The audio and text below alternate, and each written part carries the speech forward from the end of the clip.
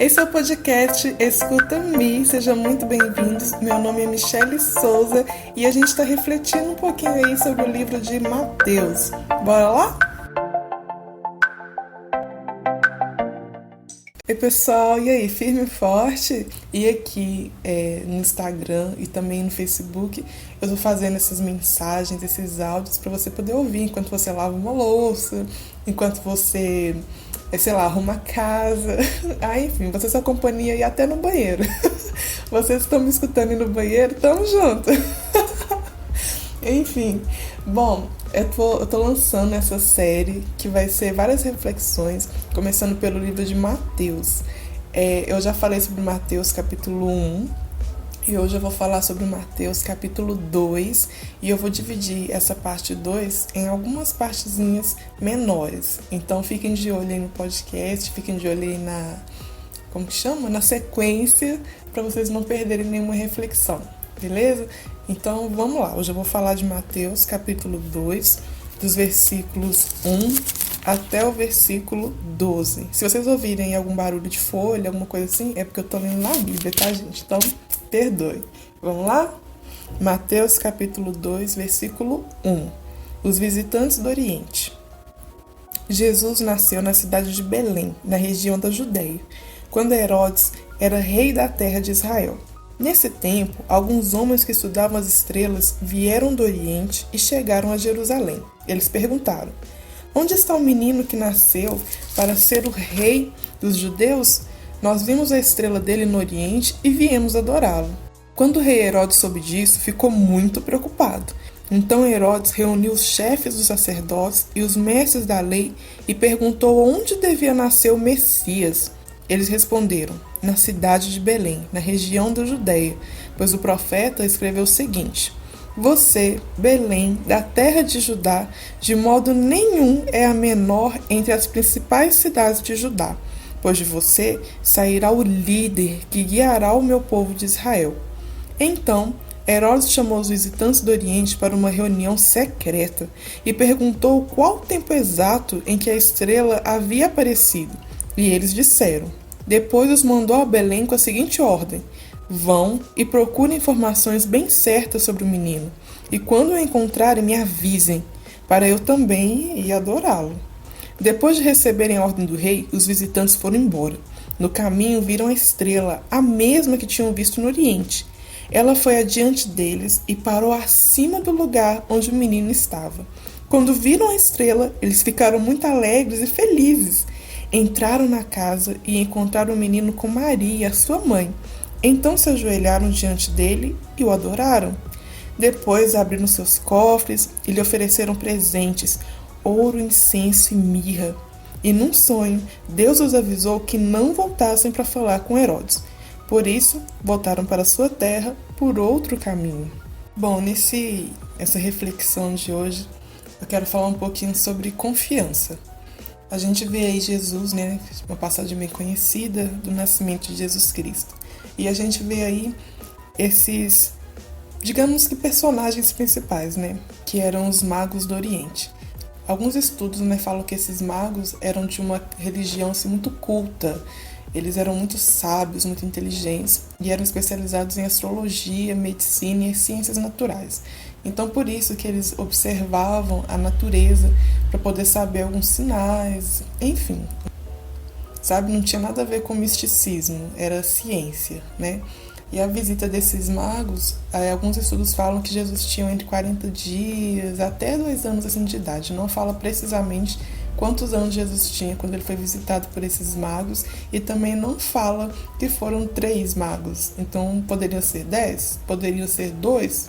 Né? A gente sabe que eram mais de um, porque eram os magos, mas não falam quantos eram. Mas o que eu quero chamar a sua atenção nesse momento é que esses magos do Oriente, eles saíram do lugar de onde eles estavam, eles viram um sinal no céu, que era aquela estrela, e eles largaram tudo para seguir aquela estrela e confiar naquilo que estava sendo dito.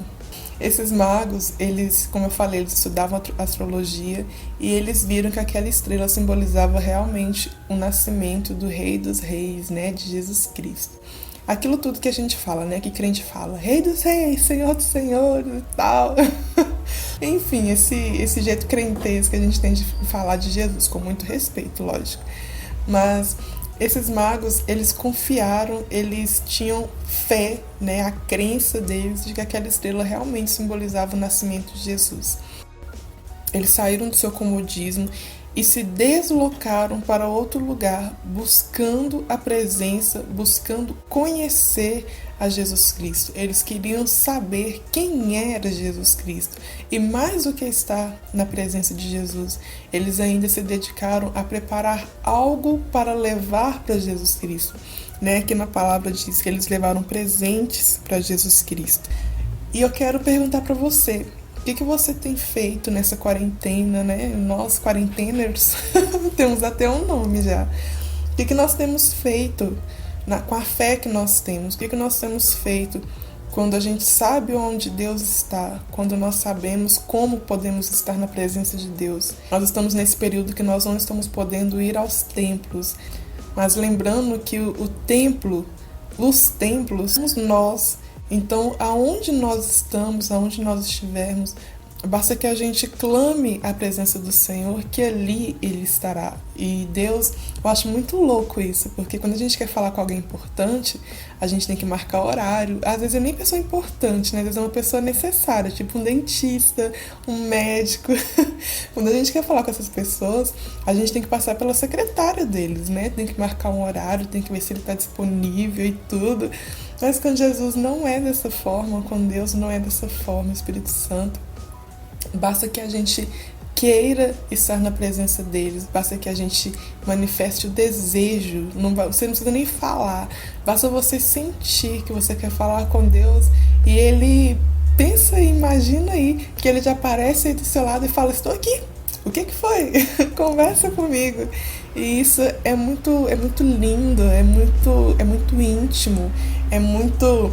Eu, na minha pequenez, né, quando eu penso dessa forma, que Deus está sempre disponível para falar comigo, eu me sinto a pessoa mais importante do mundo, sabe? Eu realmente me sinto filha, né? Porque quando a gente quer falar com o Pai, a gente... Vamos falar nossos pais terrenos, né? Basta que a gente ligue, ou que a gente vai até a casa deles, mas quando a gente quer falar com os nossos pais terrenos, né, pai, mãe, eles geralmente param tudo que está fazendo para poder escutar o que a gente tem para falar, para dar um aconchego, para dar um colo, para dar um abraço, né? E ver que com Deus é da mesma forma, e mais do que ser da mesma forma de atenção, mas com Deus, além de Deus nos dar uma atenção, Deus nos dá uma direção, Ele nos escuta e nos joga na nossa cara.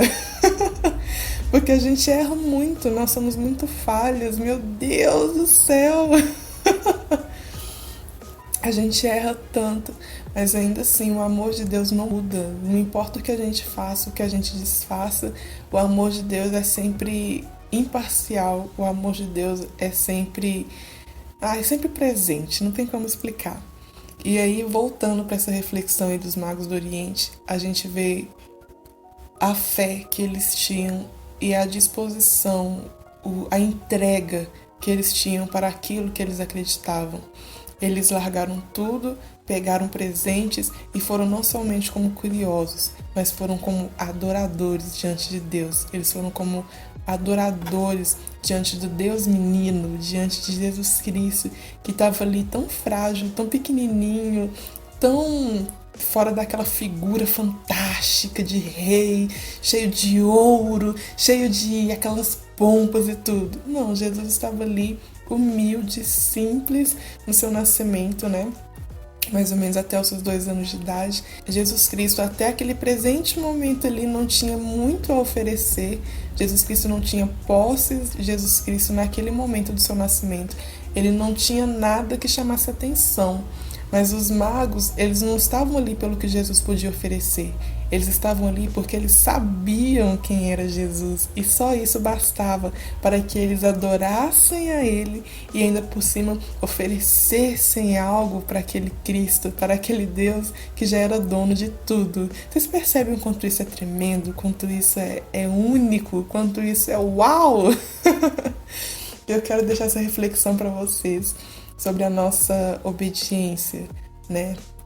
Às vezes Deus dá alguns sinais pra gente sobre o caminho que a gente deve seguir e a gente, ao invés de confiar em Deus e seguir o que Ele tá falando, a gente às vezes fica pedindo mais e mais sinais, né? Só falta falar: Deus, escreve aí no céu com as nuvens aí uma mensagem pra mim.